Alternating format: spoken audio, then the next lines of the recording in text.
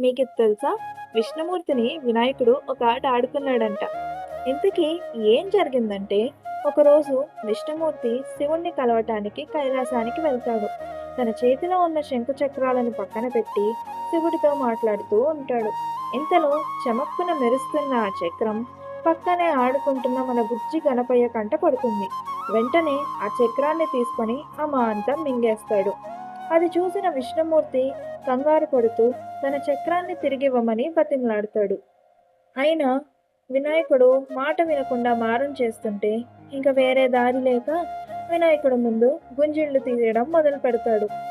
అలా చేస్తున్నప్పుడు వినాయకుడికి విష్ణుమూర్తి చాలా విచిత్రంగా కనిపిస్తాడు. దాంతో పగలబడి నవ్వడం మొదలు పెడతాడు. అప్పుడు మింగిన సుదర్శన చక్రం బయటపడుతుంది.